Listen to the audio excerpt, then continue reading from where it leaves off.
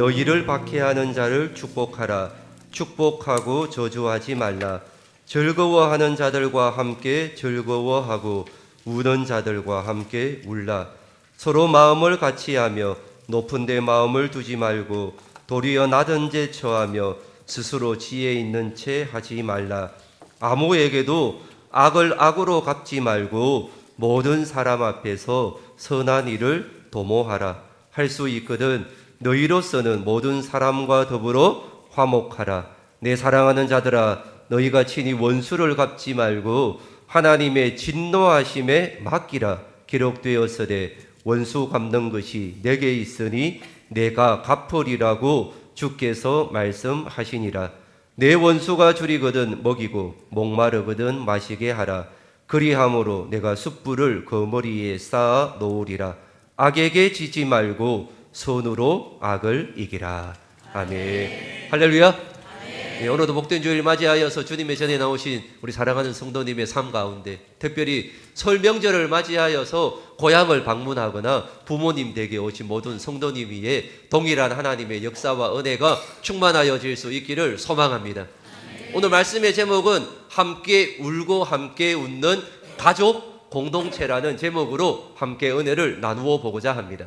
말씀을 준비하면서 일부 예배를 하고 난 다음에 마음에 드는 게, 하나님께서 왜 이 시점에 이 설 명절이라는 귀한 시간에 이 말씀을 주셨을까? 반드시 오늘 나에게 향하신 하나님의 말씀이 있을 것입니다. 그 말씀에 아멘으로 순종하며 나아갈 수 있는 은혜가 있기를 축원합니다.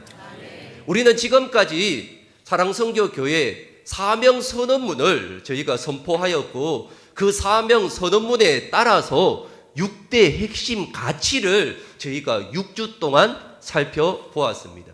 여러분이 보시는 오른쪽에 6대의 핵심 가치가 있습니다. 그 오늘 마지막 시간, 친교 공동체, 함께 울고 함께 웃는 가족 공동체라는 제목으로 함께 은혜를 나누어 보고자 합니다. 여러분, 사명 선언문 6주 전에 저희들이 들었는데 한 번 더 저희가 고백해 보도록 하겠습니다. 사명 선언문 함께 읽어 보겠습니다. 읽겠습니다. 사랑성교교회는 예배를 삶의 최우선으로 삼고 하나님의 말씀에 깊이 뿌리를 내리고 이웃과 열방을 향한 선교적 사명을 실천하며 세상의 빛과 소금이 되어 그리스도의 사랑을 실천하고 예수 그리스도의 사랑으로 하나 된 가족 공동체입니다. 아멘. 여러분, 이것이 바로 우리가 선포한 사명 선언문입니다. 여러분, 이것은 올해 우리가 가지고 가야 할 말씀이 아니라 언제까지라고 했습니까? 우리 교회의 사명이 다 하는 날까지 가지고 가야 할 사명인 줄 믿습니다. 여러분, 우리 교회가 개척한 지 32년째입니다. 32년 동안 우리 사랑성교교회가 한 목적을 두고 달려왔습니다. 어떤 목적입니까? 성교를 지향하는 사랑의 공동체라는 목적을 가지고 달려왔고, 이 목적에 따라서 저희가 사명선언문을 선포하였고, 이 사명선언문대로 살아가기 위하여 6대 핵심 가치를 저희가 살펴보았던 것입니다. 저 6대 핵심 가치가 우리의 기도에 묻어나기를 소망합니다. 우리의 신앙 생활에 묻어나기를 소망합니다. 그래서 저대로 살다 보면 하나님 주시는 은혜와 능력을 우리의 삶 가운데 온전히 이루어 가실 수 있기를 축원합니다. 오늘 그 마지막 시간 친교 공동체를 살펴볼 때에 우리에게 주시는 실천 목표를 한번 같이 읽어보도록 하겠습니다. 읽겠습니다. 사랑과 나눔으로 서로의 기쁨과 슬픔을 함께하는 건강하고 따뜻한 참된 가족 공동체를 세워간다. 여러분, 사랑과 나눔으로 서로의 기쁨과 슬픔을 어떻게 해야 합니까? 함께하는입니다. 너의 아픔은 너 거고 너의 어려움은 너의 어려움이다라고 말하는 것이 아니라 이 모든 것들을 어떻게 해야 합니까? 함께 해야 될 줄 믿습니다. 그리고 건강하고 따뜻한 어떤 공동체를 세워가야 합니까? 가족 공동체입니다. 여러분, 우리는 신앙 안에 한 가족인 줄 믿습니다. 사랑하는 성도님, 오늘날 현대사회를 한마디로 정의한다면 군중 속의 고독이라고 할 수 있습니다. 사람들이 많습니다. 그러나 그 수많은 내 주위에도 많이 있습니다. 그 사람 중에 내가 힘들 때 연락할 수 있는 사람, 나를 위하여 울어줄 수 있는 사람, 나의 기쁨과 함께 축하해 줄 사람, 이 사람을 찾기는 점점 더 어떻습니까? 어려워지는 시대입니다. 겉으로는 어떻습니까? 축하해 주는 척, 위로해 주는 척, 척 하는 사람만 우리 주위에 사실 많이 있습니다. 여러분, 이러한 시대 속에 하나님은 교회를 어떤 기관이나 조직으로 부르시지 않았습니다. 하나님은 우리를 어떻게 부르셨는가 하면 그리스도의 몸이요, 한 지체요, 영적 가족으로 우리를 부르신 줄 믿습니다. 사랑하는 성도님, 우리 모두는 예수 그리스도를 머리로 하는 한 지체요, 한 몸입니다. 그래서 우리는 사랑 선교 교회 가족 공동체입니다. 여러분, 한 식구입니다. 옆에 한번 우리 계시는 성도님 얼굴 한번 보십시오. 예. 그리고 이렇게 말씀하십시오. 한 가족입니다. 예. 웃음이 나오십니까? 아니면 아닙니다라고 생각하십니까? 이 부분은 우리가 뒷부분에 한번 다루어 보도록 하겠습니다. 그렇다면 여러분, 그렇다면 우리가 꿈꾸는 함께 울고 함께 웃는 가족 공동체는 어떻게 가능하겠습니까? 오늘 말씀을 통하여 그 원리를 함께 찾아가 보도록 하겠습니다. 그 첫 번째 원리입니다. 한번 같이 읽겠습니다. 마음을 같이하여 함께 하십시오. 여러분, 마음을 같이하여 함께 하십시오가 제1원리입니다. 여러분, 가족의 가장 큰 특징은 공감입니다. 타인의 감정이 내 감정이 되는 상태입니다. 그래서 15절에 오늘 우리에게 무엇이라 말씀하고 있습니까? 15절 말씀을 같이 읽겠습니다. 즐거워하는 자들과 함께 즐거워하고 우는 자들과 함께 울라. 아멘. 여러분, 함께 울라는 것은 단순히 그를 불쌍히 여겨라 라는 이 수준에 멈추어 있는 것이 아니라 그 사람의 아픔 속에 내가 함께 들어가는 것입니다. 멀리서 관망만 하는 것이 아닙니다. 바라만 보는 것이 아닙니다. 그래, 아프겠구나라고 말하는 것이 아닙니다. 어떤 마음입니까? 내가 그러한 마음을 공감하면서 함께 그곳에 들어가서 그의 아픔이 누구의 아픔이 되는 겁니까? 나의 아픔이 되는 겁니다. 그의 고통이 누구의 고통이 되는 겁니까? 나의 고통이 되는 것입니다. 그런데 슬픔에 빠진 사람들에게 기도하면 다 해결될 거야, 이것도 하나님의 뜻이야 라는 식의 성급한 위로와 조언은 때로 그들에게 큰 아픔이 되는 것을 반드시 기억해야 합니다. 그래서 우리는 그저 어떻게 하면 됩니까? 옆에서 손을 잡아주고 등을 두드려주고 가서 꽉 끌어안으면서 내가 다 안다, 안다, 얼마나 힘드니 라는 그 한마디만 하셔도 그에게는 큰 위로가 될 줄 믿습니다. 그래서 여러분, 손잡고 함께 울어주는 것, 아무 말 없이 위로하고 격려하는 것, 그것이 바로 친구이고 가족인 줄 믿습니다. 그렇다면 여러분, 함께 즐거워하는 것은 무엇입니까? 여러분, 사촌이 땅을 사면 어떻게 해야 합니까?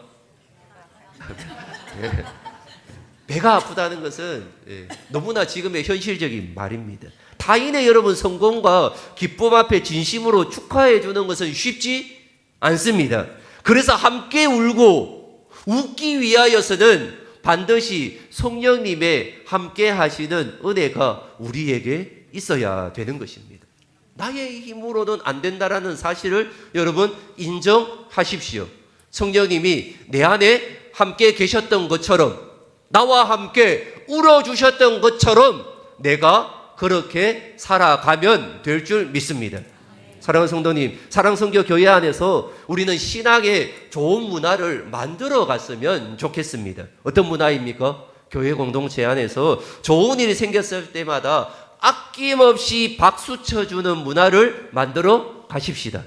내 기쁨이 너의 기쁨이고 너의 기쁨이 곧 나의 기쁨이 되어질 수 있는 이러한 것들을 구체적인 언어로 표현하면서 축하해 줄 수 있는 따뜻한 공동체가 되어질 수 있기를 원합니다.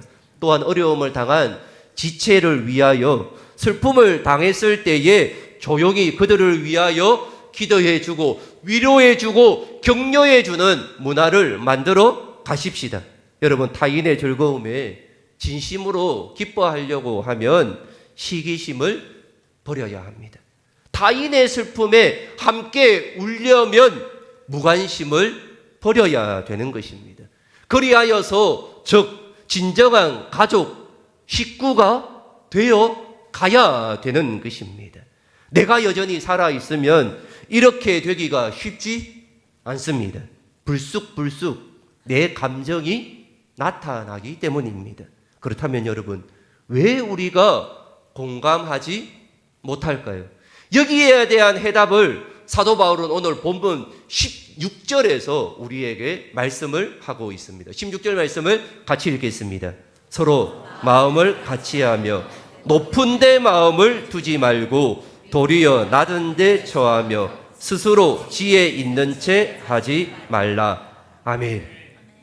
여러분, 내가 저 사람보다 낫다, 뛰어나다라는 교만한 마음이 있으면 공감은 불가능하다라고 말하고 있습니다.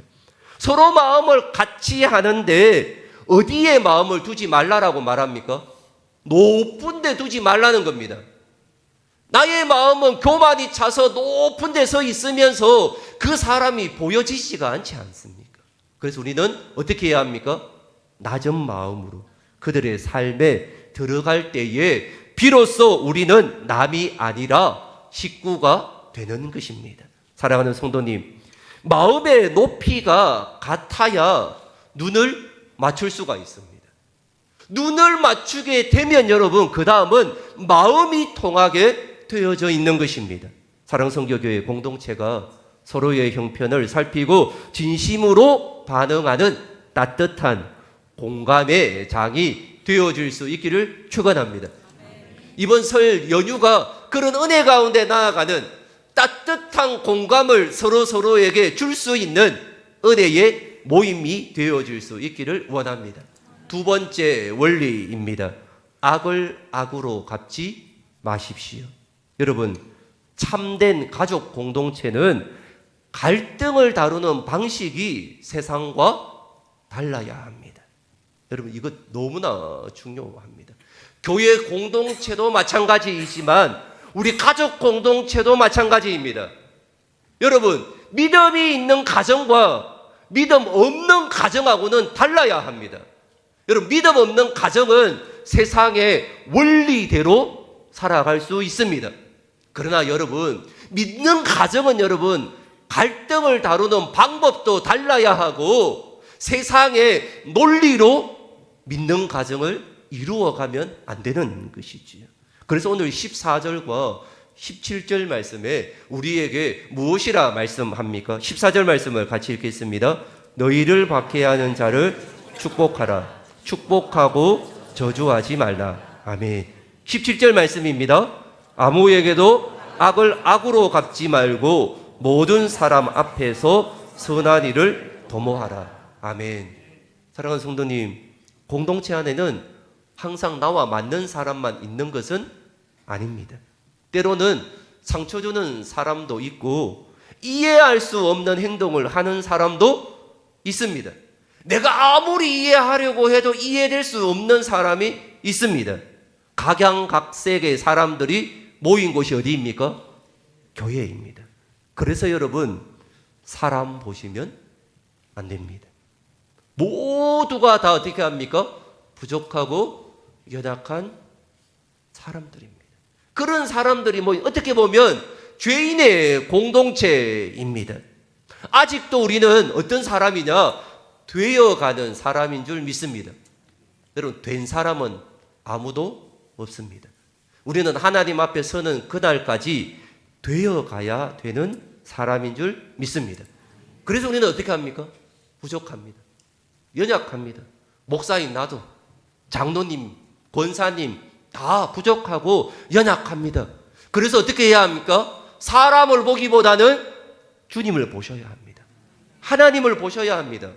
그때에 공감할 수 있는 마음이 생기는 겁니다. 이해할 수 있고 따뜻하게 감싸 안아줄 수 있는 마음이 우리에게 생기는 것입니다. 여러분, 세상의 논리는 이해는 무엇입니까? 입니다. 눈에는 눈입니다. 받은 만큼 돌려주는 것이 적이라고 생각합니다. 하지만 교회라는 공동체는, 가족이라는 공동체는 여러분, 세상의 논리가 아닌 은혜의 논리로 움직여야 될 줄 믿습니다. 이것이 중요합니다. 교회 공동체도 마찬가지고 가족 공동체도 마찬가지입니다. 세상의 논리로 다루지 마십시오. 은혜의 논리로 움직여야 될 줄 믿습니다. 은혜의 논리대로 말하십시오. 은혜의 논리대로 행동하십시오. 은혜의 논리대로 참으십시오. 그러면 하나님의 역사가 그곳에 임하실 것입니다. 여러분, 가정에서 자녀가 잘못했다고 해서 여러분, 부모가 똑같이 복수하지 않지 않습니까?